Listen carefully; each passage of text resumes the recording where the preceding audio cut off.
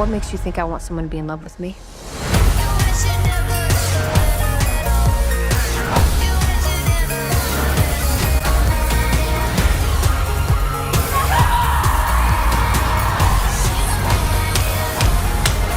Hey, I love you. I know. Zendaya, Sizzles.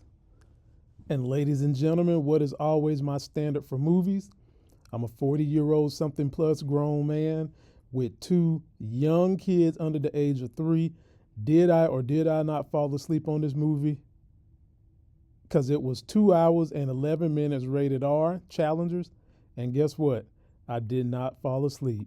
Let's dive into this review. I'm up early for the dealers come out. Everybody is outside till the killers come out. You ain't eating, you just act full. I'm impactful. Dozen funerals in a month. I got that pull.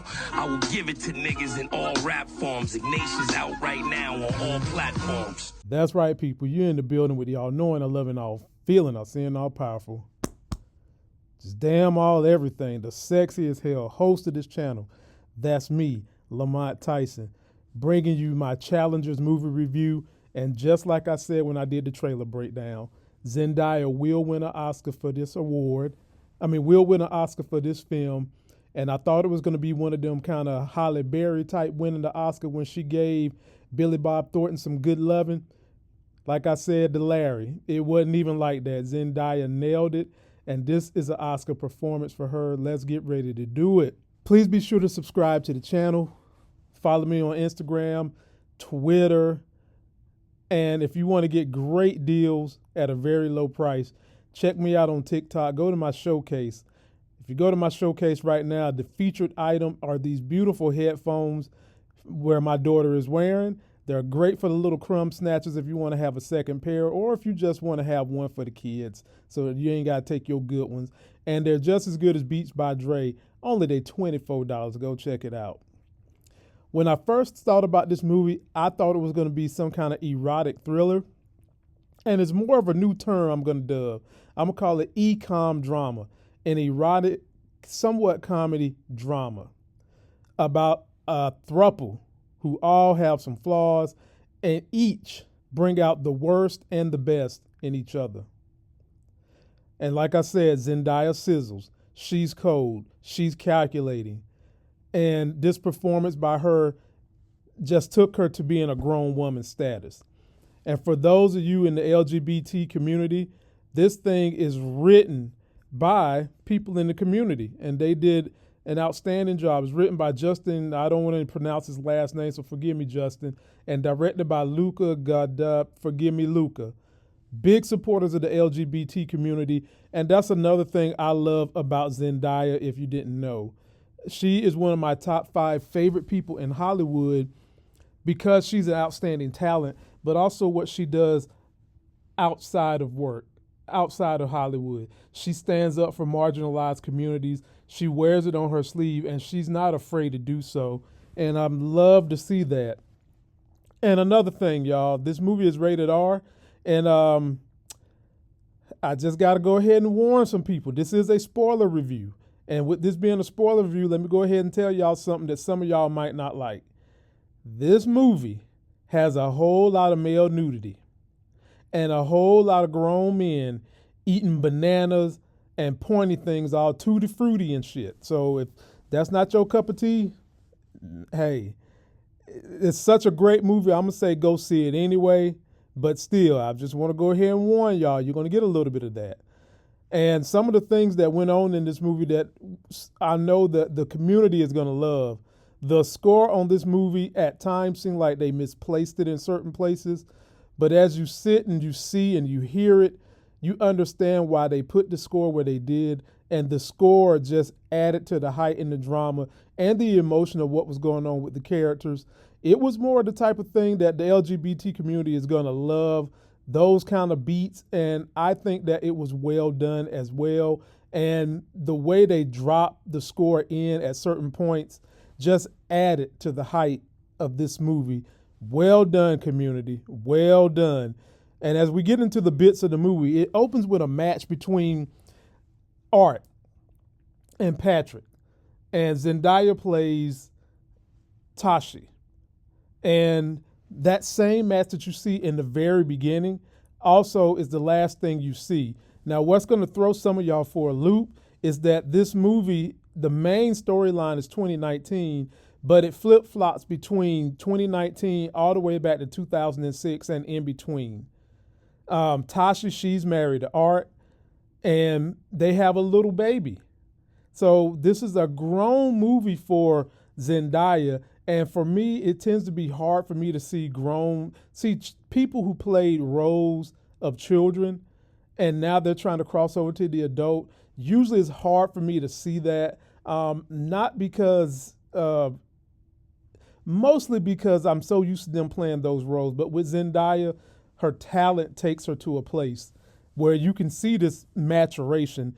And what I loved about their little daughter, there was one point in the movie where the daughter mentions she wants to go watch the Spider-Verse, which is an Easter egg to Zendaya playing in all the Spider-Man movies. And I thought that was cute.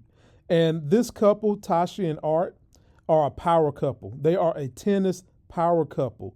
And they have great endorsement with Aston Martin and all this. And the thing about these two is that Art is completely in love with Tashi. And you know what she's in love with? Herself, her ego, and tennis. There's going to be a segment when you first see them where he's like, "I love you," and she be like, "I know." Just damn dismissive. It was crazy.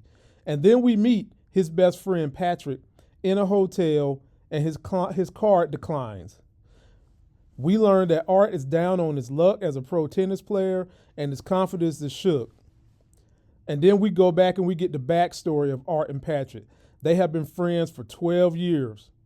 They have been friends since they was 12 years old. And they play tennis together, and they're really good. They go to a match, and they see Tashi, who is a dominant high school player going to Stanford. Both guys find her highly attractive and invite her back to their hotel, their Roach Motel rather, after they go to a party at Tashi's house when she defeated somebody. And this is when we learn Tashi's planning to go to Stanford and that Art is going to Stanford.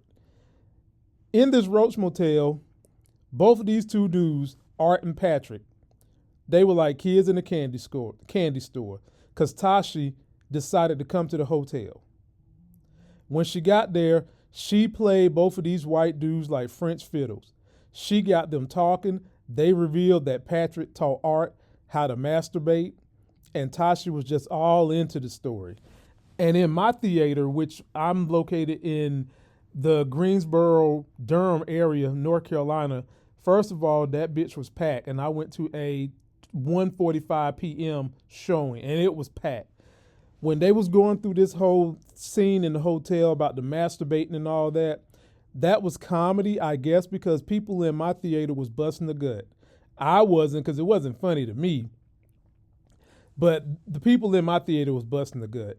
And at the end of this scene, when Tashi had these two dudes basically kissing each other and said she didn't want to be a home wrecker, and they wound up being played by her, they asked could they get her phone number when she was about to go. And they was going to have a tennis match with each other the next day. She said, whoever wins can get my number. Well, turns out Patrick won. But Art is the one who's really in love with Tashi. And when you think about Art and Patrick, Patrick is kind of like if you can say a bad boy, he would be the bad boy of the two. And Art, and I would say Patrick is extremely confident. Art is more unsure of himself, kind of needs to be led. And throughout this movie, you've seen this through the different trials and tribulations the movie put in front of them. And I guess in modern day terms, the young people would definitely call Art a simp in today's terms. And so now Tashi goes on to Stanford. As I said, so does Art. And she breaks her leg in a match playing Trailer Park Trash White Girl, and her career's over. Not before she had a chance to fuss out Art, who wanted to talk to her about her relationship with Patrick. And she fusses him out because he basically tells her, look, Patrick doesn't really love you. And she's just like, whoever said I wanted to deal with love? I didn't care about no damn love. And told Art he's a bad friend. And on that same weekend, Patrick comes over there to see her before her match. And this is when we learn that she don't really care about Patrick. She is all obsessed about winning. And she basically draws a wedge between her and Patrick by acting like an asshole, telling him how sucky he is on the tennis court, and how good she is and what she needs to do to win. And on that same weekend trip, Patrick and Art, they have words about him running to her and just telling, like, look, why you go tell her that I, Patrick, don't love her? And you would think Patrick would be mad at Art, but at the end of the day, Patrick was cool with it because he felt like that helped toughen up his buddy Art. And throughout this whole thing, you get this weird vibe that these two kind of like each other. Like these two might want to sleep with each other. And you for sure definitely get that from Patrick because he has a Tinder account. And on that Tinder account, he's got it set for men and women. And as we jump back in modern times in 2019, Tashi puts her husband, Art, in a tournament called Challengers because he's been failing in the pro circuit. And this Challengers tournament is basically a tournament for scrubs. And she's doing this because she feels like her husband can get his confidence back by beating these scrubs. And the issue here is, again, Tashi is all about her ego. She's all about vicariously living through her husband and playing and keeping his tennis career going forever because that's what gets her off. It's not the love of the husband. It's not her kid. It's living vicariously through him in tennis because she's his coach. And eventually Patrick wants her to coach him, which is the former best friend, and it just becomes a thruple hot mess. And the deal with Patrick, you're going to notice he has rich kid syndrome. His parents are filthy rich, but he's running around here like he's poor as hell. And he wants to pretend like he's poor and lives out of his dirty ass CRV. We learn that he is possibly bisexual, as I mentioned earlier, via his Tinder app, and he actually finds a woman who's 38 years old, goes on a date with this woman, and they're at the hotel, and while they're at the hotel, he sees Tashi.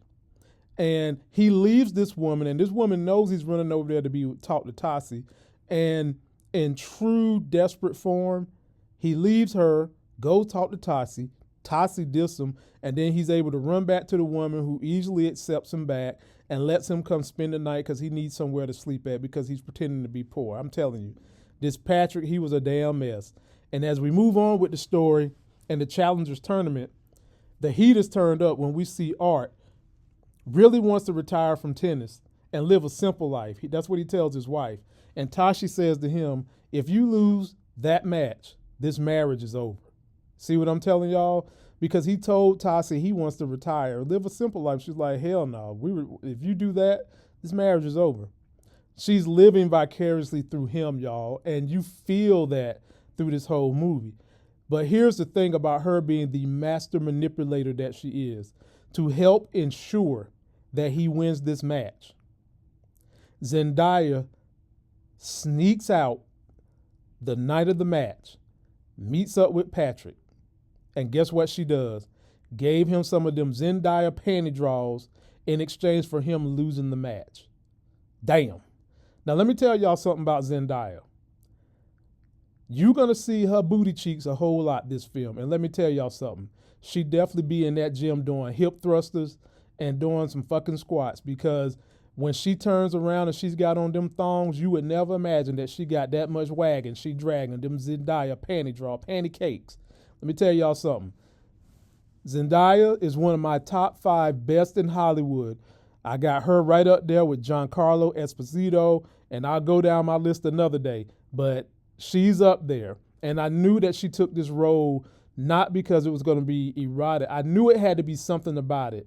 And this thing is a mental thriller because you're exploring 3 people who are trying to play each other. One of them being a simp and a follower, just having his life yo-yo by his wife.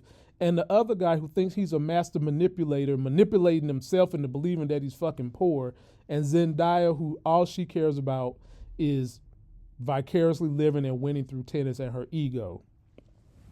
One thing that happened in this movie that I want y'all to pay attention to, earlier in the movie, we learned that Art has this weird tic every time he serves the tennis ball, which he's holding the tennis ball in a certain area of the tennis racket before he serves.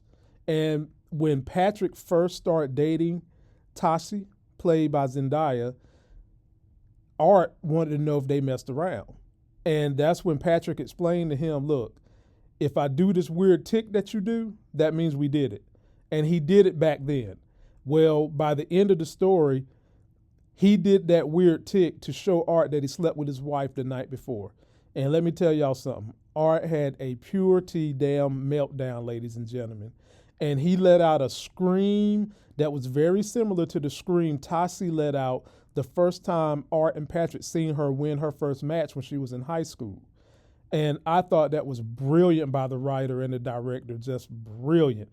And ultimately, Art won the match, but he won the match in a manner where he jumped in the air, hit the ball, won, but fell into the arms of Patrick after they had some dialogue.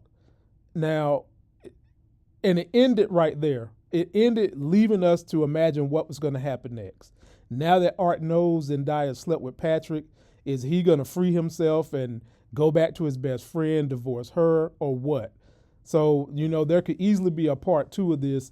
And if they do it, I think it's going to be a big hit. And just based on the size of the audience in my theater, I think this is going to be the biggest release of the weekend. And as I've already explained, it's going to be an Oscar winner for Zendaya. Acting quality on this thing, I've never seen the two guys that were playing Art and Patrick, but they did a damn good job. And of course, the homie Zendaya knocked this shit out the park. Visual quality, 10 out of 10. Sound with the score, shout out to the people that did the music. You get a 10 because even though it was melodic and hypnotic type music, and I felt like at times it was misplaced, by the end of the movie, you get why you placed it where you placed it. You get why certain times you heard certain beats of music, why certain characters were saying and doing certain things, because it elevated your blood pressure to let you know what those characters was feeling. So overall, ladies and gentlemen, on a life gain scale, this movie gets a solid 9 out of 10 for me. That's going to do it for this video. Don't forget to like the video, comment, subscribe. Go get yourself that life gain. Definitely go check out my homegirl Zendaya, as she nailed this shit, knocked it out the park. Great, great movie. I knew it was going to be more than just some kind of erotic, loving film. But if you want to see Zendaya in a grown woman role the way you've never seen her, all the Rotten Tomato scores being so high for Zendaya on this one, they were correct because she nailed this shit. And until that next Sexy as Hell video, I'm out.